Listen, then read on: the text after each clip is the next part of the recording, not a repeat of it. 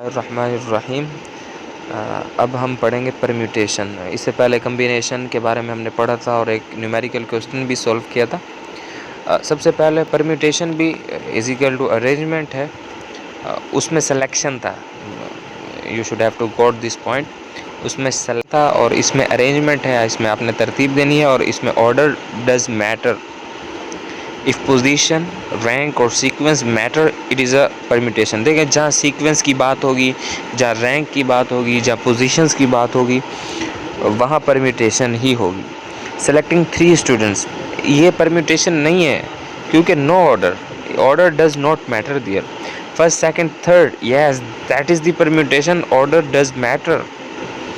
Password pin, permutation because sequence matters. can be committee selection, आपने committee के अफराद select करने, कम्बिनेशन है, ये परम्यूटेशन नहीं है, ओनली सिलेक्शन है इसमें यार। अभी देखें, arrangement, position, rank is equal to permutation, only selection is equal to combination. अच्छा, you have 3 students A B C, मेरे पास 3 दोस्त हैं A B C. You want to arrange 2 students on first and second position. अब आप चाहते हैं कि 2 जो स्टूडेंट्स हैं यानी ए बी सी में से ए बी या बी सी, इनको फर्स्ट एंड सेकेंड पोजीशन पर आप अप्लाई करना चाह रहे हैं, तो इसकी पॉसिबल अरेंजमेंट क्या होगी? मिसाल के तौर पे हम ले लेते हैं ए बी को, 2 students on first and second position, 2 ही आएंगे ना, ए बी है या बी ए है, सही है। ऑर्डर मैटर्स है इसमें, सही है, इसमें तरतीब मैटर करती है। A B is not is equal to B A, हालांकि अगर आप कम्बिनेशन की बात करें वहाँ A B is equal to B A है, क्योंकि ऑर्डर डज नॉट मैटर। वो ए बी और बी ए को एक ही कंसीडर करेगा, लेकिन यहाँ ऑर्डर मैटर्स, तो A B is not is equal to B A, तो इसको कंसीडर नहीं करेगा, ठीक है, इसको एक ही कंसीडर नहीं करेगा। एक सूरत इसकी ये बन सकती है, ए बी को जमा कर लो, दूसरी सूरत ये कि बी ए को जमा कर लो, तीसरी सूरत है कि ए सी को जमा कर लो, अच्छा, चौथी सूरत है कि सी ए को जमा कर लो, पांचवी सूरत है बी सी को जमा कर लो, छठी सूरत है कि सी बी को जमा कर लो। Notice, A B is not is equal to B A. मैंने आपको जैसे पहले बताया था, परम्यूटेशन का फार्मूला जो है ना वो आसान है। मैंने आपको बताया था एन जो है वो टोटल नंबर्स हैं और आर जो है ना सेलेक्टेड नंबर्स हैं, यानी जो आप सेलेक्शन कर रहे हैं। मैंने इसका आसान तरीका आपको पहले भी बताया था, जो एन होता है ना वो ज़्यादा होता है आर से हमेशा, तो ये बहुत आसान तरीका है। देखें, एन टोटल आइटम्स है, आर पोजीशन टू फिल, और आर ये फैक्टोरियल है।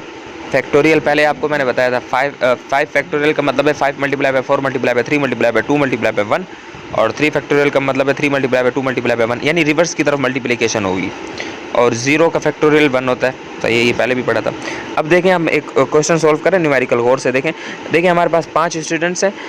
अब हम क्या कर सकते हैं? In how many ways we can arrange 3 student on first, second and third position.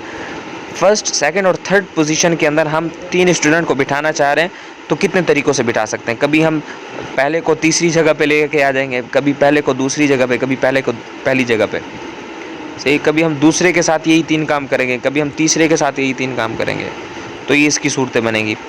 Position gives first, second, third है, ऑर्डर मैटर्स परम्यूटेशन। अभी देखें, 5 का फैक्टोरियल निकालेंगे तो 120 बनेगा, ठीक है, और 5 - 3 इज इक्वल टू 2 है, और 120 और नीचे डिवाइड बाय 2 तो 60 बनता है।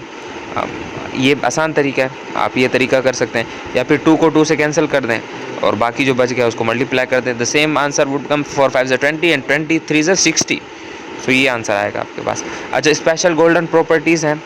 देखें, अगर आपने टोटल ऑब्जेक्ट्स कुछ भी हो, अगर उसकी सिलेक्शन 0 है तो आंसर 1 आएगा।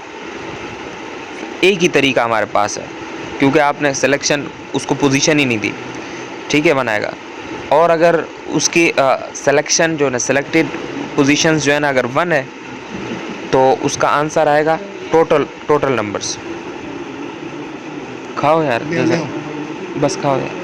ये किसी ने कसम से, मैं नहीं खा रहा, मुँह ले, मैं बस खाओ यार, जला कर, मैं नहीं खा रहा, मैं नहीं खा रहा यार, मैंने खाना खाया यार, घर पे खाना खाया। अच्छा। जज़ाकल्लाह।